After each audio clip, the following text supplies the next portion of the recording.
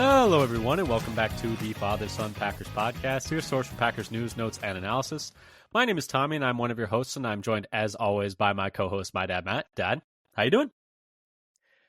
Doing all right. We had to do a little bit of an extra dive for this episode, and I think we had one of our shortest ever stop recording and start over again this time.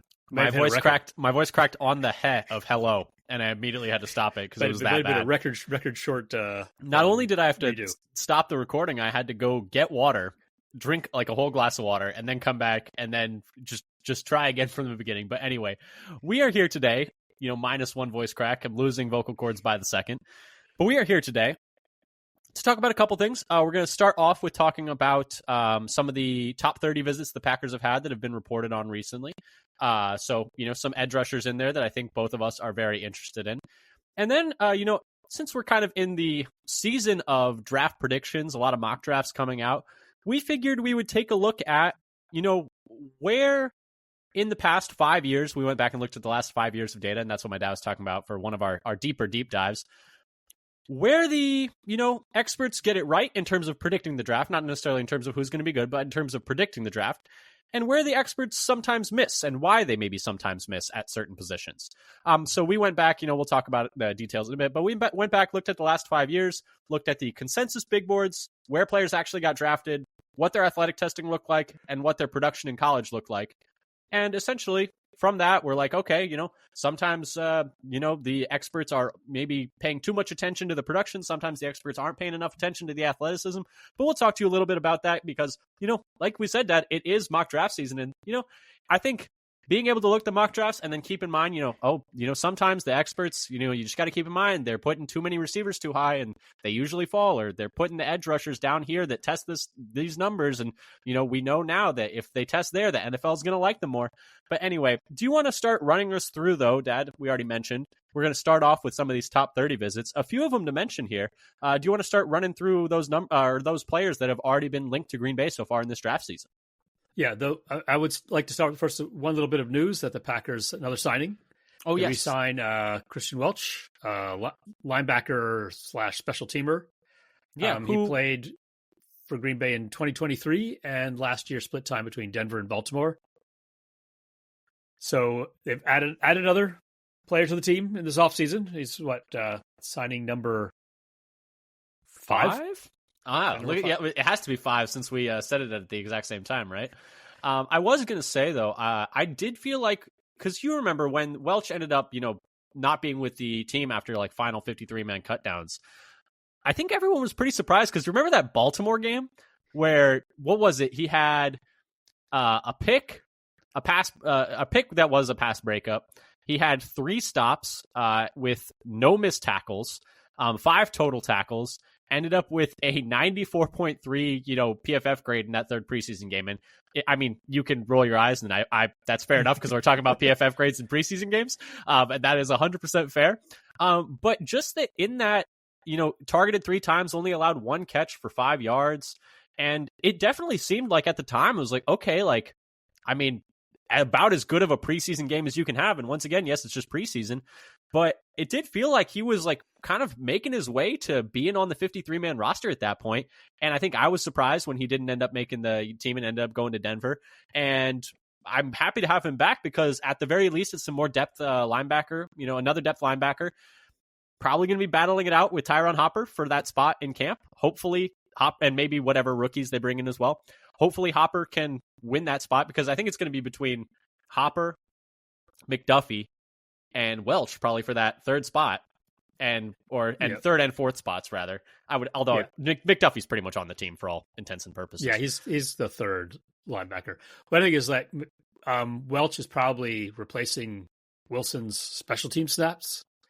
Yeah, but Welch has had over 200 more special team snaps for 5 straight years. Yeah, and you would hope that. You'd hope that Hopper would be able to maybe take that role, but I guess it is nice to have a guy in there to play some special teams. What are we going to do when our special teams is once again just not good this year, though? Is my question. It hasn't been good. I see you've already got a prediction. Speaking of predictions.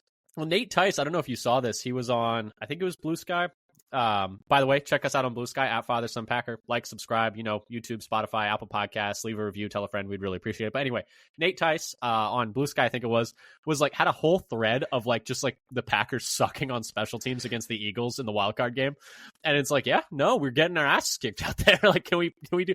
And like, it wasn't just about like whether I'm not even just talking about the missed field goal or the fumble on the kick return, like just the whole game. Like they were just especially the kickoff units differential, and the kickoff units. Just like you look at the all 22, and you just see like from the end zone angle, you just see every single blocker getting their head taken off or taking bad angles, and it's like, okay, well, like what are we doing out here? It's awful. Not quite the level of we don't actually know who's got the ball and going to return it for a touchdown. Oh yeah, that we did the week before that. Yeah, like that's the thing is like, was that only the week before? What more? Yeah, that was against the Bears in a Week 18 game. It was a Week 18. And everyone Bears forgets game. that game because like it didn't like Jordan Love didn't play the second half. Josh Jacobs didn't play the second half. Like Christian Watson got hurt, which that was sucks. such a. We're going to halfway try to do everything. Yeah, we're going to halfway try to win the game. We're going to halfway try to take the game off. And you cannot do that in the NFL. It does not work. But I was going to say the like. That play still happened. You still had your regular special teams guys out there. It's not like you were playing like 8th string special teamers. Like it only felt like it. Yeah, exactly. And so, man. But anyway, but bringing in Welch, back to that, I think it's a good move. Makes sense to me. Yeah. So then to go on to the other bit of news that's been trickling out now is the top 30 visits. Yeah, and we already talked a little bit about Shamar Stewart, but there are some more since then. Yeah, so a couple more that I've found. They can find them on like Packers Wire. I think I saw these on CBS Sports, and Brian Fowler posted the most recent one. But the start, they're I don't know what order they're in. Anyway, they're the same order that I've got them on the page. That's the order they're in. I think they're in. No, they're not. I was going to say, I think they're in chronological order, and then I looked at the order you had them. It's like, nope, they're completely random. Anyway. The first one is the oldest of these. That's Asa Pohl, offensive tackle from Washington State. 6'5" and a quarter, 323 pounds, 327 on the consensus board, and the number 26 offensive tackle, and a 5.47 RAS. Mm-hmm. So, the Packers have often used these in the past for getting in touch with potential alphas. Yeah. So that's probably what this seems most likely. That's what this is. Late day 3 guy, he's a very large, another large tackle that we've seen them take on these day 3s, like some flyers there. I think I was reading a little bit up on him via the Packers Wire, wrote a little bit up on him, and it was like, guys, late to football, didn't start playing until I think late in high school, I think it was. Has done pretty well at Washington State. But like you said, not very high on the consensus board, but probably I would guess like a priority UDFA / like 6th, 7th rounder, I would think. Right. And then we have on my list anyway, some different. We have a couple of edge rushers. So we already had one top 15 edge rusher visit in Shamar Stewart. He was number 13 in the consensus board. And that's number 13 overall, not number 13 amongst edges. Right. The number 3 edge rusher, I think he was the number 13 on the overall. Micah Williams, edge out of Georgia, 6'5" and an 8th, 260 pounds and pretty long arms, 34 and what is that, 3/8? Yep. You need 50. Your glasses for that one, huh? Yeah, when it starts to shift the formatting all the way down to half a letter. As the number 15th overall in the consensus board, number 4 edge. He doesn't have a complete RAS card, but 81st percentile in the 40 times. So he's basically did the 40-yard dash and weighed in. So he doesn't have a complete card. The next player, James Pierce, another edge from Tennessee. He's 6'5" and a quarter, 245 pounds, so a little lighter than Green Bay typically likes, and arms a little shorter at 32 and 3/4. He's 23rd in the consensus board in the number 6 edge, a RAS of 9.38, but he didn't do the agility testing. Otherwise, he's looking like a good athlete. And I think we're at the point now where he's not going to do the agility testing. I think his pro day is also passed. Yeah, and so just to look back, so they've looked at Stewart, Pierce, and Williams there, all 3 edge rushers that are projected to go in the first round right now, although Pierce is a little bit more he's a bit on the edge of the first and second. Cusp as opposed to being in the early teens, Stewart and Williams. Stewart and Williams both, I think would say traits over production guys, really good run defenders who need to develop a little bit more as pass rushers. Your mileage may vary, I guess, as some people would say about how much patience do you have for this at this point? Yeah, it's when it goes like Rashawn Gary, it's really good. And when it goes like Lucas Van Ness, it hasn't gone as well. I mean, hopefully he can turn it around in year 3, but it hasn't gone as well so far. So, we are hits and misses. Really hoping that we just needed a change in coaching in the DeMarcus Covington, please save us. But I wouldn't hate either of those picks, especially when you're picking at 23. I think, in my opinion, I would rather take more of like I think Dusty Evely put it this way. It was like a hammer and like an anvil, I think is what he said. We're like, you have enough guys like, I think, Williams and Stewart on the roster that are like these big, powerful bruisers that are going to just try and run through a tackle's face. It would be nice to have another guy out there to kind of, that guy push the pocket and the other guy come around and be able to we don't have man a around the edge. Single speed rusher. No. And not a single one. It seems like and I don't even need just like necessarily a speed rusher, but just a guy with some bend that can beat a guy like outside. Because right now it's like you either need to get a half man outside or you have to run through him, or like, because no one's winning these outside rushes right now for Green Bay. And hopefully maybe a new coach can help with that. But I'm not going to put all my eggs in that basket. I don't think that's like, I don't think that's a plan. I think that's hope. Right. I mean, the Packers might be right. It might be coaching, but they might be wrong. And if that's the only thing they do, then they've gambled and lost. Yeah, it's just, I think it's too much hope just to be like, oh, like just change the coach, it'll all fix everything. And I maybe a little bit of hubris from the front office. What do we think? Just a little bit where it's like, no, these guys we picked are great. Like, what are you doing? Just coach them better. Like, all the ingredients are awesome. Yeah, just coach better. What are we doing out here? But no, I was gonna say, but they are looking. I mean, they've looked at 3 first round edge rushers already, which is we've been kind of clamoring for. So yeah, that was one of the biggest needs of the team last year was the pass rush. Yeah, I think that's definitely the biggest need in my opinion. And the fact that they're looking at all 3 of those guys with Pearson there as well, I like that they're looking at least. I don't. These top 30 visits, like you and I were actually just talking about this. I was going back and looking at who they met with in 2024. They didn't meet with Jordan Morgan, despite picking him. They had met with Amarius Mims, and I can't remember. There's another offensive lineman they had met with. There were other first-round tackles. Did they meet with Barton?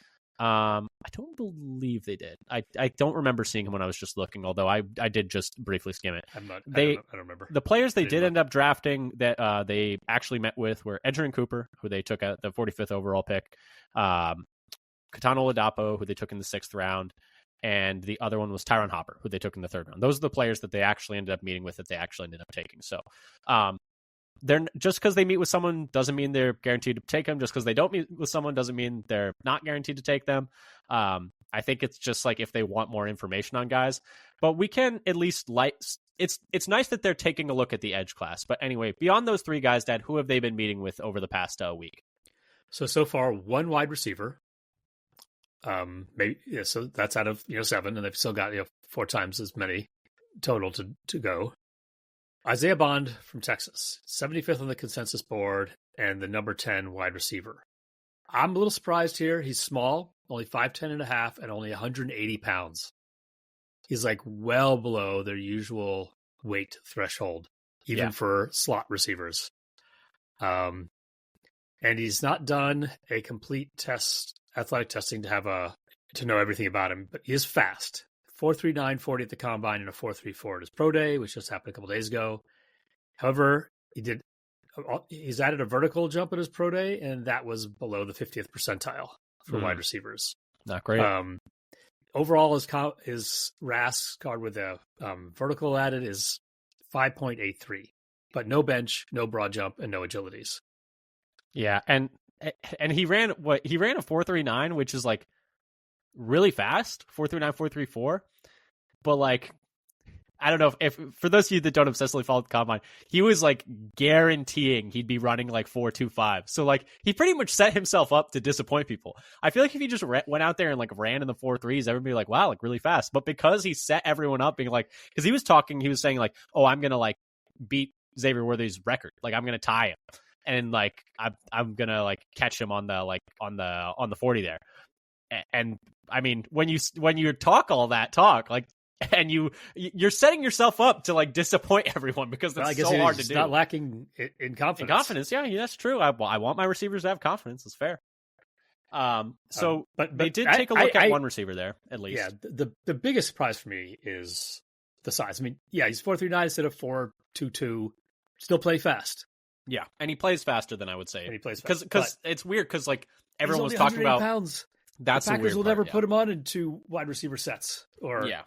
I just don't. I mean, we talked about last year, like Jaden Reed, we didn't think was going to be on their board, and Jaden Reed's substantially larger than him, like a good 15 pounds bigger. Right, he outweighs him by like at least now. I think maybe he tested like, but even then he was like 190 or 191, and now he's up.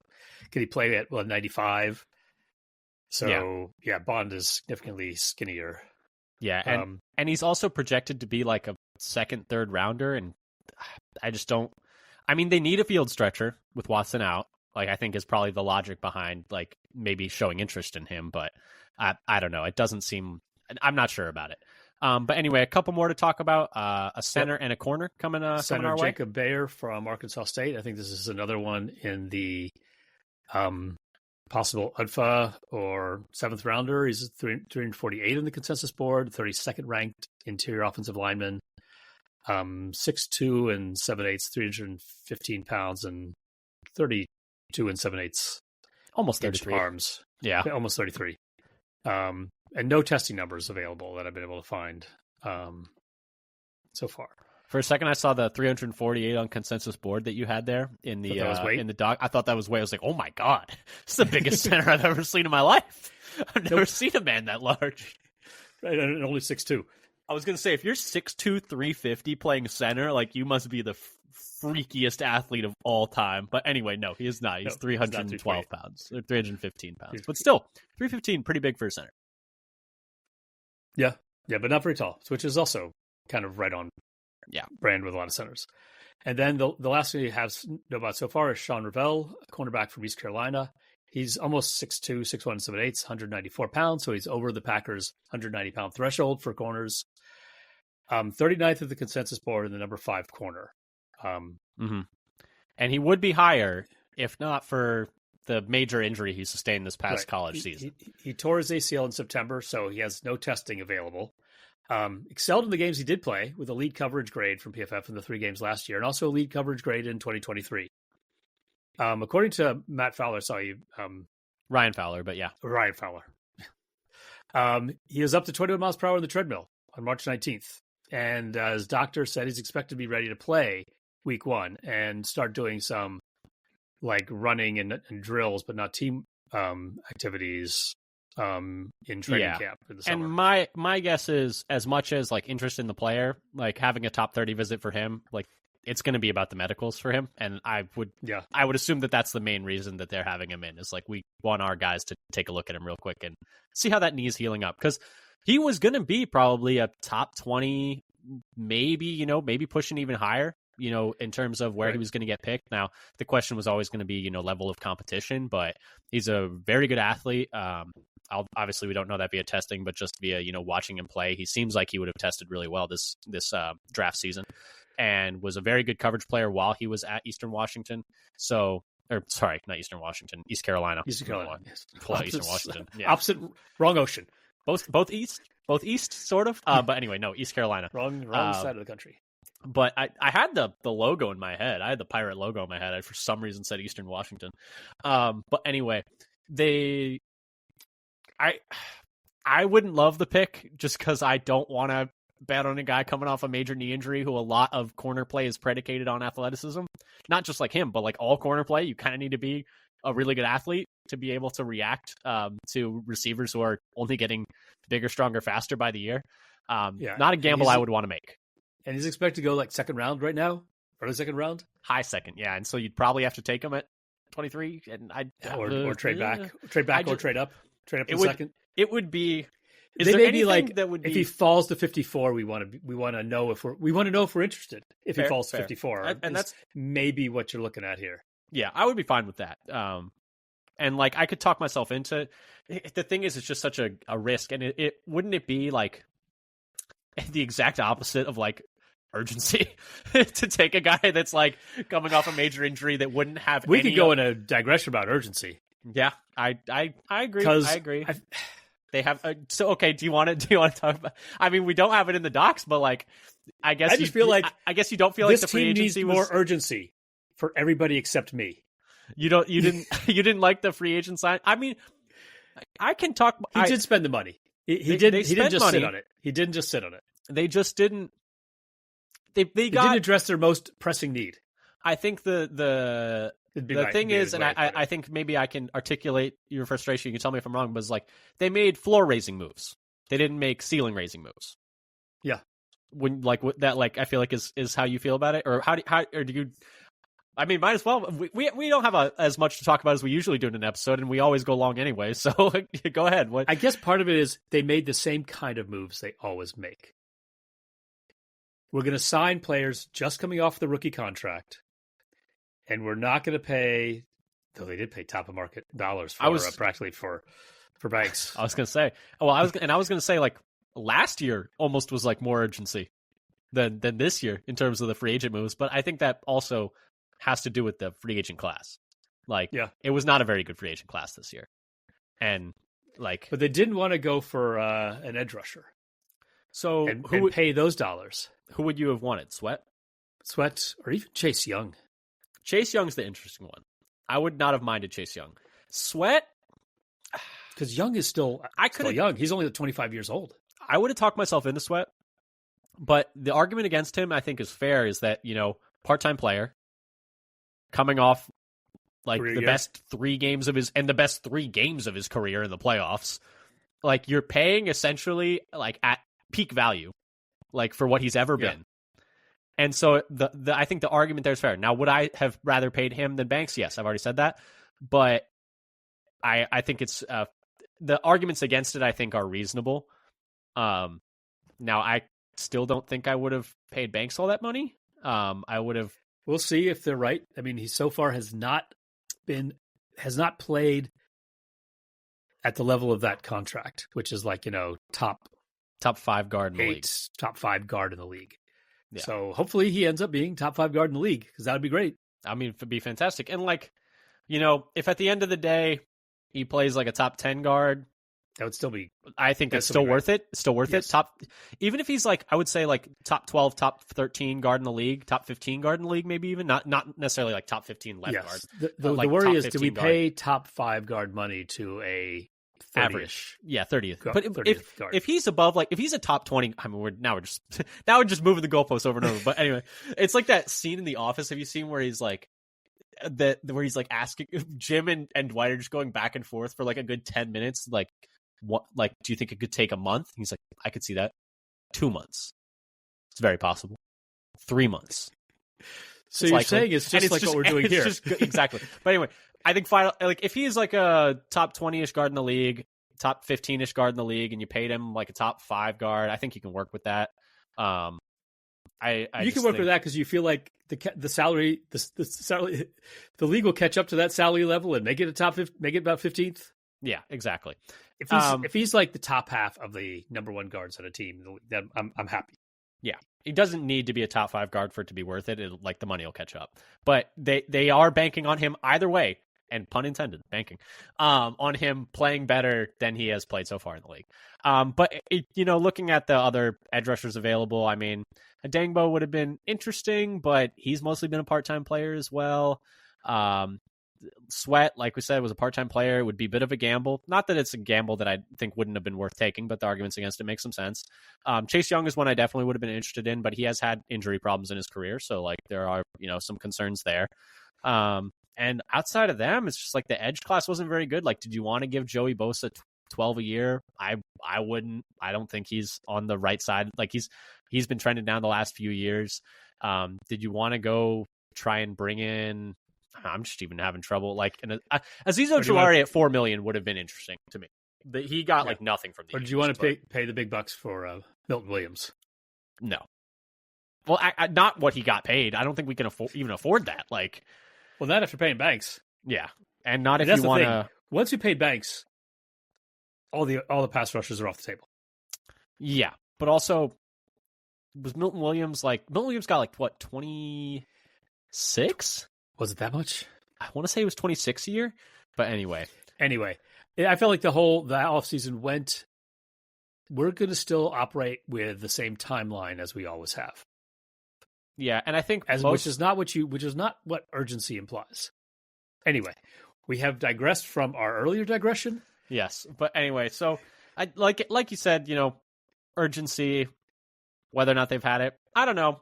I would like to see some more because I think we talked about last year is how they have a lot of B plus level players. They need some A level players, but my counter to that is there just weren't that many A level players available in free agency this year. You got 2 of them last year. It's just not going to be every year. Talk about we do. It's we've got a lot of good players, but we don't have that many stars.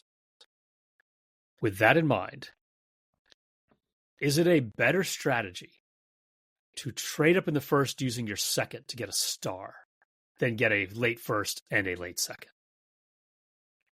We say we got a lot of good players, but not that many great ones. When we get to it depends. Are you better off getting fewer great players than a lot of chances to get a pretty good player? I think yes. What do we need to do this year? I think yes, but you'd only do it for 2 positions, in my opinion. Edge? Because you need an edge or a pass catcher. Is there a pass catcher in this class that you're yeah, that's a home run, can't miss guy? McMillan maybe, Golden maybe, but they're not McMillan is probably guaranteed. The closest thing. For nobody is on an Adunze or Neighbors level. And for the edge rushers, it's a pretty deep edge class. Is the 6th edge that much worse than the 3rd edge? Because you're not getting up to Carter. It's not happening. You will not be getting there. There's nothing you can do to 23. He's not. I got him in one mock draft. All you gotta do is crank up that randomness, and then do 10 of them or 20 of them, and eventually he's not going to fall to. He's not going to fall to 8. He's not going to fall far enough to trade up for. Yeah, even with 2 firsts. Yeah, even if you tried to 3 firsts, you might not even be able to get that high. I don't think he's going to get out of the top 4. That's pretty much general consensus right now. And so I don't think you're getting Carter. I don't know if the rest of those guys are is Michael Williams or Mike Green a first and a second or 2 firsts better than staying and taking Ezraku or Pierce? I don't think so. I don't know. Not to me. Yeah, that's the problem. It's not a clear. There's a bunch of players about the same potential. If they did it for McMillan, I'd be kind of excited. Or if they did it for Golden, I'd be kind of excited. The edge rushers, I think, are all kind of very similar in that range to me, from where they're projected to go 10 to 25. So here's something to think about. I do it a lot with the mock drafts. How early do you have to get an edge to get one of the guys who seem like they have potential to be good enough and help? Depends how you feel about Braden Swinson or Birch out of Oregon, in my opinion. Or what about, or if you really want to take a flyer, David Walker. Is out of Arkansas State, right? Yeah, he's not going to be, because they, we said, they don't need a 3rd edge rush. They don't need an edge 3. They need a star edge, which is too hard to find. So if they had their Jared Verse pick like the Rams did last year, where he comes in and he's a top 10 edge rusher right away in pressure rate and a lot of those numbers, that's what they need. Easier said than done. It's one of those simple but very difficult. Pick a really good player. Just a lot harder. That guy. Yeah, exactly. But anyway, just get your Jared Verse. Yeah, okay. We'll get right on that. But anyway, since we're talking about mock drafts, though, Dad, I think let's transition into what we were doing all of our prep for this one. Since we did all that work, we might as well talk about it. Hours and hours of work, but we don't have that many minutes of stuff to say. Exactly. Sometimes you do a lot of research and you figure out what's going to show up here, and sometimes not much. Yeah, and I think we got some stuff for certain positions, maybe not others. But just to talk a little bit about the approach. Go on. Right. Did you want to say something? The idea from the start was the difference between the consensus board, so what the draft community thinks the order of the players should be, and the actual draft. So then we're looking at players who are different, like risers or fallers, which is really just a word for predicted too high or predicted too low. Yeah, and essentially looking at, as we're getting into the season of all the mock drafts, all the big boards, everyone's takes on players coming out, kind of looking at what does the NFL, where is the disconnect happening between what the draft community thinks about these players and what the NFL itself thinks about these players? Like where are they missing and why are they missing at each position?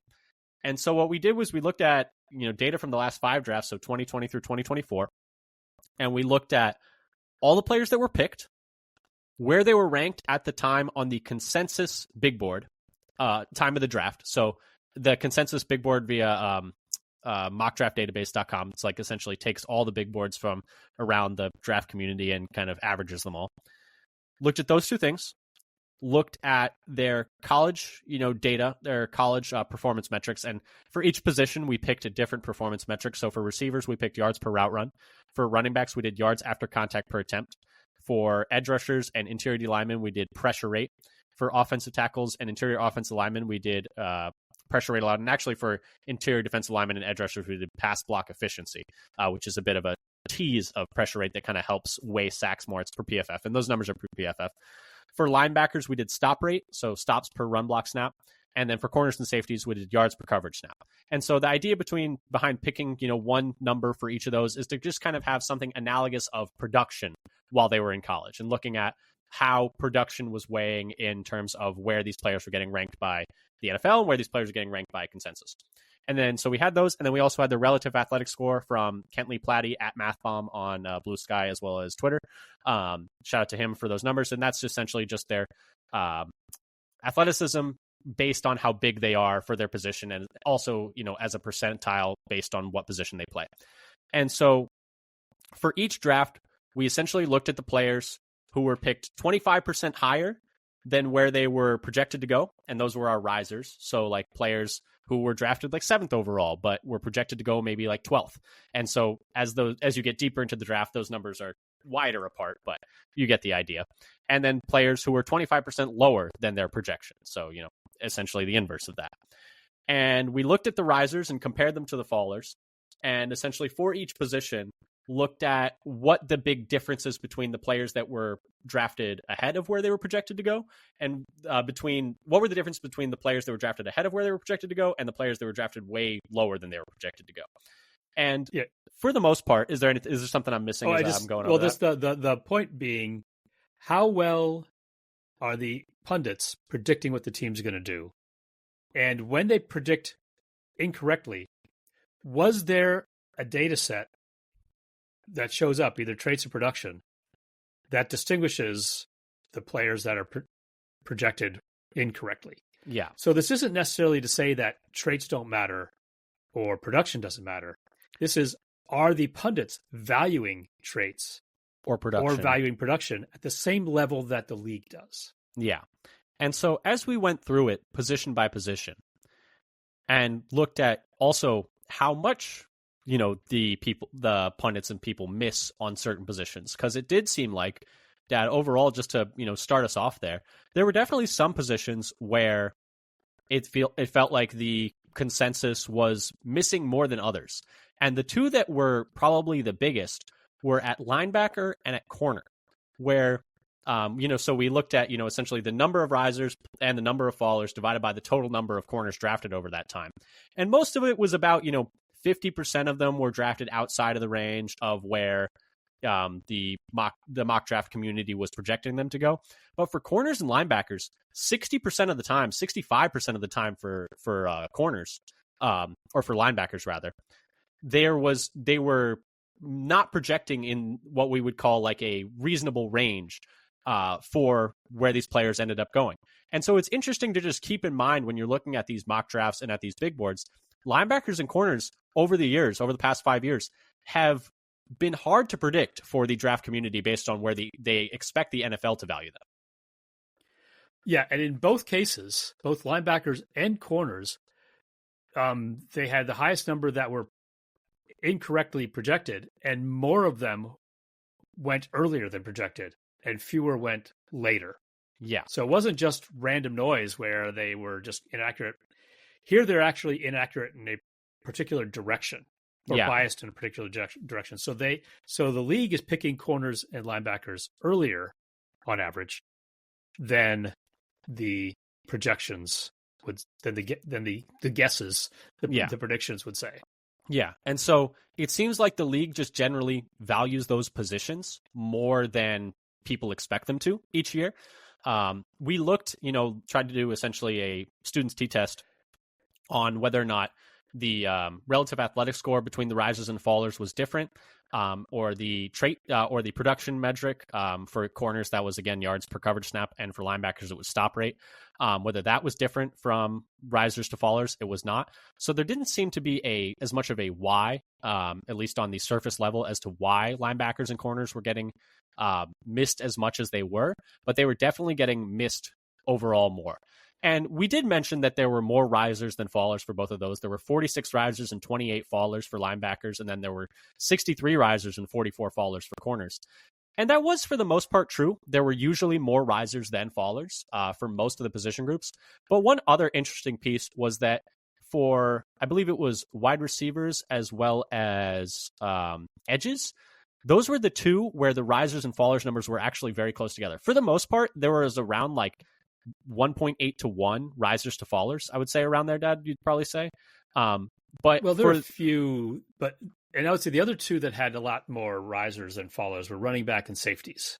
Yeah. So overall, the misses were about 50%, but twice as many of the misses were risers than were fallers. Yeah.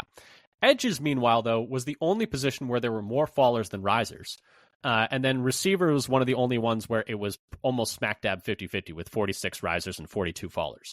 I thought it was interesting, though, that it seems like maybe a premium position like edge is being viewed maybe a little bit with too much of a premium from the consensus community in terms of pushing edges up the draft board, maybe just because they're edge rushers, and overall maybe not taking that into account too much.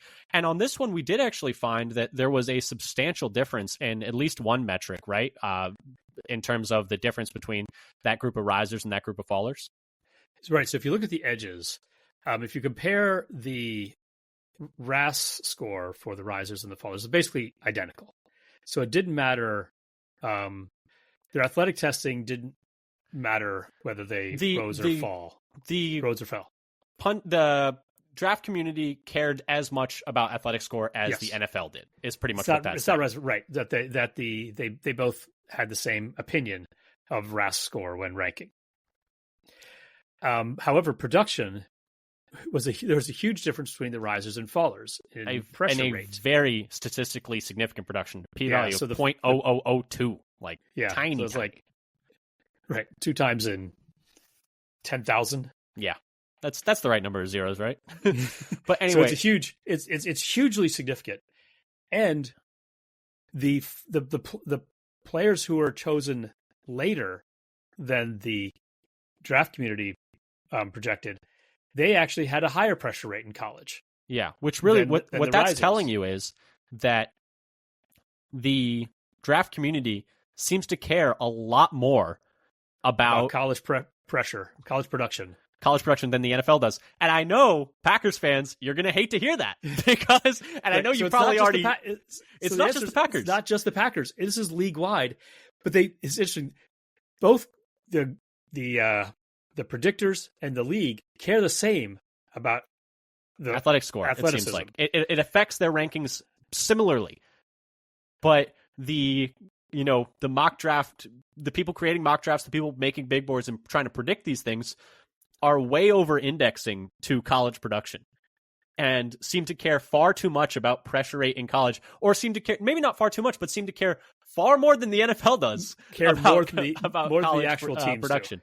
And so you might not like to hear it, but that does kind of indicate that guys like Shamar Stewart, guys like Mykel Williams. You can say, Shamar Stewart, come on down. Yeah, Shamar Stewart, Mykel Williams. These guys, based on those numbers, are going to go higher than they're being projected right now on the consensuses. I would imagine that means that the people who are projecting Shamar Stewart in the mid to late 20s probably not going to be there. He's probably going to be going higher than that. Yeah, right. We may be looking at in the top 10. Exactly. And so for edge rushers especially, as you look at the Packers picking, just keep in mind that The NFL does not seem to care as much about college production as people think they do. And in fact, I think that was my overall biggest takeaway, was that the NFL for edge rushers does not care. It cares just so much less than anyone thinks they do about college production. Yep. And it's not just the Packers. Nope. Maybe we're the biggest culprit, though. It definitely feels like we are. It's not a big enough sample size, but you can have one team really drive. You just say like 2 or 3 teams to really drive this by having an incredibly strong bias in a particular way. But this level of significance is beyond just a couple teams having that opinion. And edge rusher is not the only place where production seems to be being overvalued by the mock draft community. Receiver is another one, which we already kind of mentioned. We touched on for a little bit.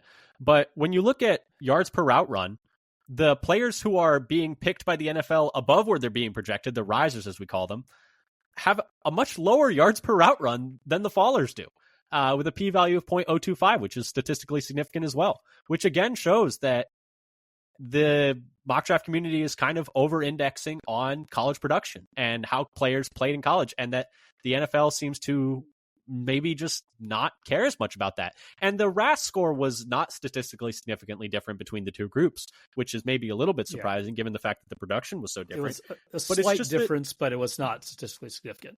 Yeah, but just that the NFL does not seem to, again, production does not factor as much into their rankings and where they're actually picking these guys as they're being predicted to be picked. Right. So, but basically what it means is the teams care less about college production than the pundits think they do. Yes. And not so that they don't care, but they don't care as much as they're predicted to care.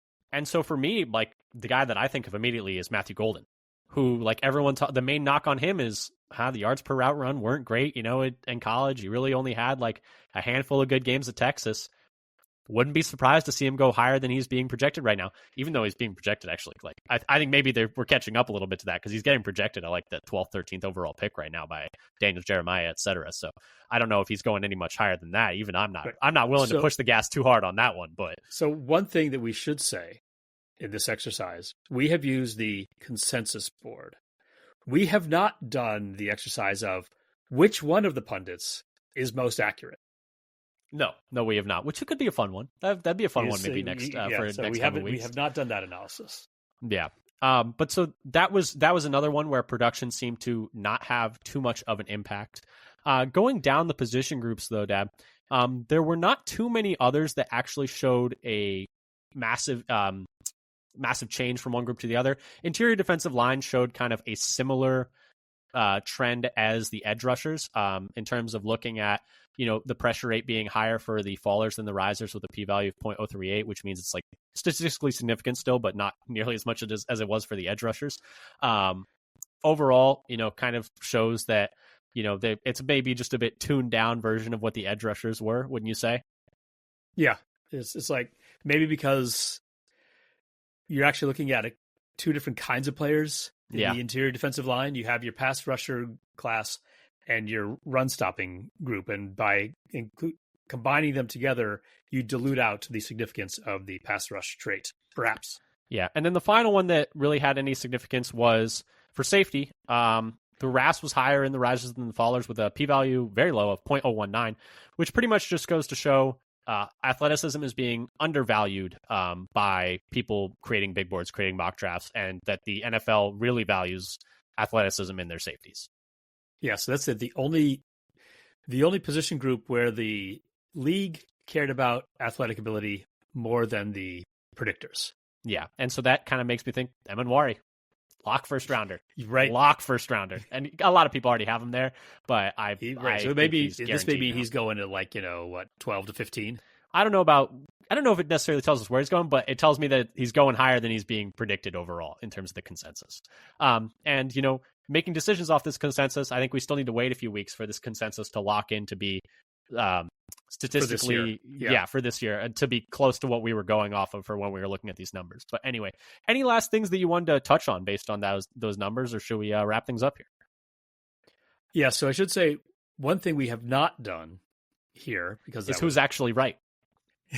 That's the other fun one. Which right. You could also look at compare the risers and fallers. Which players actually are better? in the end. It's like, is the NFL just wrong? Like, NFL's like, we don't need to listen to these mock draft guys. Like, we can do our own thing. It's like, what's the mock draft guys are just right 10 out of 10 times? That'd be fun. So we have not compared the success of those two groups to each other. Yeah, which would be another interesting exercise. And we have not also dialed down in more granular detail on like the different specific athletic traits. It's like, well, maybe the overall athletic profile isn't different, but if you look at just like the 10-yard split for one group, or just the vert for others, there's different production metrics, or a different as well. Production metric as opposed to trying to just go to like a one catch-all, which is a fair argument. Maybe overall it's hard to ever find one exact metric that really captures everything, and so this was more for just simplicity in terms of hard to describe all this stuff in an audio format and go through like 10 different columns, but overall, I don't think you want to hear us go through. Okay, and now in cell. C37. And we can be a little bit prone to that. We understand. But anyway, we try our best to not get too deep into the weeds. But sometimes being in the weeds is fun. But anyway, as we look forward into this, mock draft universe, as more and more mock drafts come out over the week, keep in mind, what we went over here, what the data showed here, where, you look at what the NFL actually ends up doing when compared to what they're predicted to be doing, overall, production, generally, edge rushers and receivers, hasn't mattered as much for the NFL as it does for these mock drafters. Right. And so what that means is when you look at the consensus board and you're trying to figure out where a player is actually going to go, if they're like really productive, it might not be quite as high. Or if they're really not productive. Or if they're really not productive. And it's like, okay, the main reason they're getting knocked is because they didn't have great college production. Over the last 5 years, the NFL hasn't really cared about that for those two positions, for wide receiver and edge specifically. Those players have not been moved down as much for lack of production as the consensus would indicate. Exactly. So just keep that in mind as you consume your draft content over the next few weeks. But anyway, thank you so much for listening. This has been the Father Son Packers podcast. We'll be back next week. We'll be talking about some of our favorite sleepers in the draft, some of our favorite gems. Actually, next week, we might be talking about the NFL owners meetings, actually, because we got that next week, and maybe we'll get some news out of Brian Gutekunst and Matt LaFleur. Maybe we'll have a Jair Alexander update. You never know. It seems like it's all quiet on the Western Front right now, all quiet on the Midwestern Front right now. But anyway, so we'll be keeping up with that, and then the next week we'll be doing sleepers. But anyway, keep it tuned here. Once again, follow us on Blue Sky at Father Son Packer. Skeet out whenever we have new episodes out, whenever there are new updates on who top 30 visit is, new signings, coach moves, roster moves, content from other Packers content creators that we enjoy. And then give us hit subscribe, hit for notifications, whether that's Spotify, Apple, YouTube. Leave a comment, leave a review. We'd really appreciate it. Tell a friend. But anyway, we'll be doing one episode for the rest of the year, going through, the entire offseason, and then two a week once we get to the actual season. But we have you covered throughout the entire offseason, so don't turn that dial. And until next time, go Pack, go. Go Pack, go.